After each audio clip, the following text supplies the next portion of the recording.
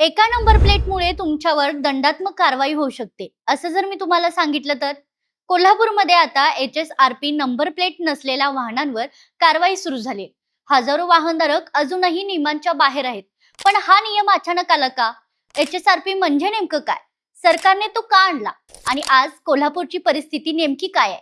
पुढच्या काही मिनिटात आपण अगदी सोप्या भाषेत समजून घेऊया. नमस्कार, मी दिव्या आणि तुम्ही पाहताय तरुण भारत संवाद कोल्हापूर. सर्वप्रथम एक गोष्ट समजून घेऊया. पूर्वी आपल्या वाहनांवर साध्या अॅल्युमिनियमच्या नंबर प्लेट असायच्या. त्या सहज बनवता यायच्या, बदलता यायच्या आणि अगदी बनावट नंबर प्लेट तयार करणंही कठीण नव्हतं.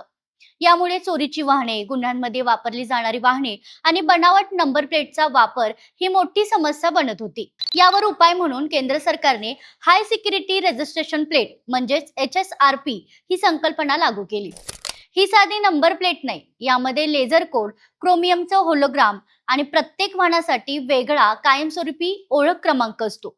म्हणून ही नंबर प्लेट सहज काढता किंवा डुप्लिकेट बनवता येत नाही. नवीन वाहनांवर हा नियम अनेक वर्षांपासून लागू आहे. मात्र 1 एप्रिल 2019 पूर्वी नोंदणी झालेल्या वाहनांवरही HSRP बसवणं बंधनकारक करण्यात आले. त्यासाठी वाहनधारकांना अनेक वेळा मुदतवाढ देण्यात आली. ऑनलाईन नोंदणीची सुविधाही उपलब्ध करून देण्यात आली. म्हणजे वाहनधारकांना पुरेसा वेळ आणि संधी दोन्ही देण्यात आल्या. आता कोल्हापूर जिल्ह्याची स्थिती पाहूया.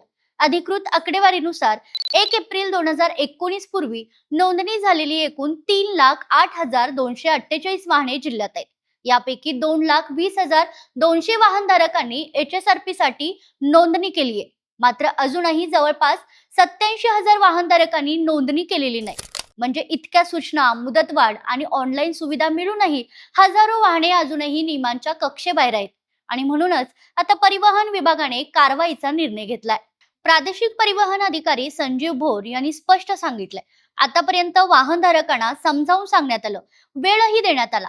पण आता तपासणी दरम्यान HSRP नसलेली वाहने आढळली तर मोटार वाहन कायद्यानुसार दंडात्मक कारवाई केली जाईल.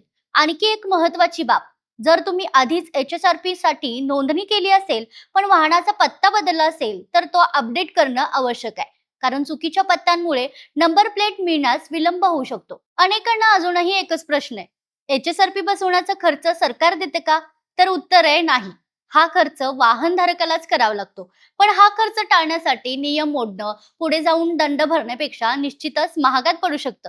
तर एकंदरीत HSRP हा केवळ नवीन नियम नाही, तर वाहनांची ओळख अधिक सुरक्षित करण्यासाठी आणि बनावट नंबर प्लेटचा आळा घालण्यासाठी केंद्र सरकारने सुरू केलेली व्यवस्था आहे. आता कोल्हापूरमध्ये त्याची कठोर अंमलबजावणी सुरू आहे. जर तुमचं वाहन 1 एप्रिल 2019 पूर्वीचं असेल आणि अजून HSRP बसवली नसेल तर शक्य तितक्या लवकर ही प्रक्रिया पूर्ण करा. कारण आता कारवाईची शक्यता प्रत्यक्षात सुरू झाली.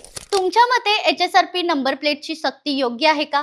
तुमचं मत कमेंटमध्ये नक्की सांगा. आणि कोल्हापूरसह महाराष्ट्रातील अशाच महत्त्वाच्या आणि विश्वासार्ह बातम्यांसाठी आपल्या चॅनेलला फॉलो करायला विसरू नका. मी दिव्या, भेटूया पुढच्या व्हिडिओमध्ये. तोपर्यंत नमस्कार.